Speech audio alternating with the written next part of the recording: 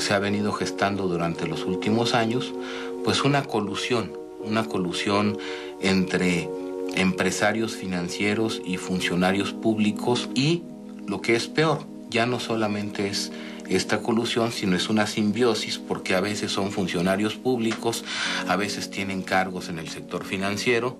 Hay muchos funcionarios que son responsables de negocios fraudulentos y de políticas que solo han beneficiado a los hombres más ricos de México y a empresas extranjeras. Pero en lugar de ser investigados y castigados, se les ha premiado con puestos claves en el actual gobierno, como es el caso de Luis Telles, secretario de Comunicaciones y Transportes, o quienes pertenecen a los consejos de administración de bancos, como Francisco Gil Díaz. También podemos mencionar a personajes como Jonathan Davis, quien firmó los pagarés del Fobaproa, Javier Arrigunaga, exdirector del Fobaproa y que ahora es director de operaciones de Banamex, o a Martín Werner, exfuncionario de Hacienda. El gobierno está al servicio de los empresarios, y cuando ganan, se llevan todo. Cuando fracasan, las pérdidas las pagamos todos los mexicanos. Esta inmoralidad es el signo distintivo del neoliberalismo en México.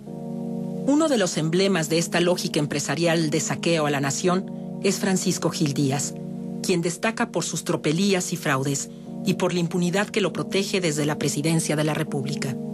Este personaje ha sido clave en la historia negra de los rescates empresariales de los últimos años.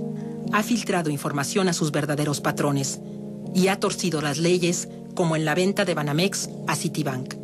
El señor Gil Díaz se ha destacado por otorgar concesiones a un tío, a su prima hermana, a un cuñado y a un hermano para operar agencias aduanales que controlaba su propia oficina mientras se desempeñaba como subsecretario de Ingresos en el gobierno de Carlos Salinas. Después fungió como director de Avantel, cuyo dueño es Roberto Hernández, también propietario de Banamex. Ya como secretario de Hacienda del Foxismo, Gil Díaz le permitió a su verdadero jefe, Roberto Hernández, realizar la mayor operación financiera en la historia del país sin pagar un solo peso de impuestos. Banamex es un caso que retrata la impunidad financiera de los grandes empresarios. A principios de los años 90, el banco con finanzas sanas fue adquirido por Roberto Hernández. Y pocos años después, el señor Hernández lo dejó en bancarrota, pero fue rescatado con recursos públicos. Citibank compró Banamex en $12,000 millones. El banquero Hernández causó un desfalco al erario público de por lo menos $3,000 millones.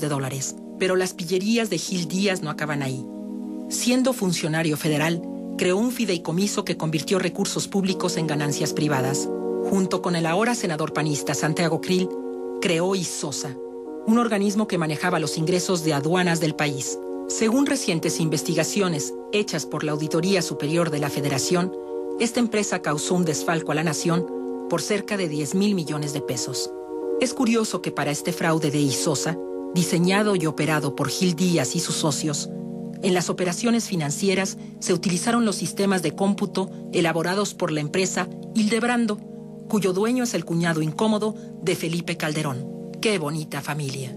En la misma senda de los delitos de cuello blanco, Francisco Gil Díaz sugirió a los dueños de Vital, otro banco rescatado con recursos públicos, venderlo a HSBC, también sin pagar impuestos. Hoy Gil Díaz, de manera ilegal, forma parte del Consejo de Administración del Banco Comprador. Como miembro de la Junta de Gobierno del IPAB, el organismo que administra los bienes del Fobaproa, le vendió a una filial de J.E. Roberts casas recuperadas de la cartera vencida de los bancos que la empresa transfirió posteriormente, en $3,000, a los hermanos Briviesca, hijos de Marta Sagún de Fox. Francisco Gil Díaz es consejero asesor de J.E. Roberts. Los hermanos Briviesca realizaron grandes negocios con instituciones públicas como el IPAB, el Infonavit y Pemex. El IPAB les vendió 1,700 casas hipotecadas a un precio de $3,000 cada una, mismas que luego las revendieron en más de $300,000 cada una, obteniendo una fabulosa ganancia. Pero si ello no bastara, el yerno de la maestra Elbester Gordillo, Fernando González Sánchez, actual subsecretario de Educación Básica, fue el gestor de créditos para que los hermanos Briviesca pudieran vender las casas de los conjuntos Milenia 1, 2 y 3, ubicados en Acapulco, Guerrero. Esos departamentos, adquiridos por Construcciones Prácticas de Jorge Briviesca y después por Inmobiliaria Quilate de Manuel Briviesca, a precios irrisorios, fueron vendidos a maestros y servidores públicos a través del Fobiste, cuyo titular era en ese momento el yerno de la maestra. Este ejemplo demuestra que detrás de las relaciones políticas también hay grandes negocios. Pero esta trapacería no es la única cometida por los hijastros de Fox. En Pemex, a través de la empresa oceanográfica, aunque tenían problemas legales con la petrolera, los Briviesco obtuvieron cuantiosos contratos solo por pertenecer a la familia presidencial. En México, solamente el 2% de los acusados de lavado de dinero finalmente son procesados y encarcelados. ¿En dónde está el Estado de Derecho que tanto presume Felipe Calderón? De nada sirve militarizar a los estados si él no ha tomado una acción decidida en materia de lavado de dinero. Y no la puede tomar porque precisamente el tomar una acción decidida en materia de lavado de dinero, de persecución de los delitos financieros, es ir en contra de aquellos que lo apoyaron para llegar a la presidencia.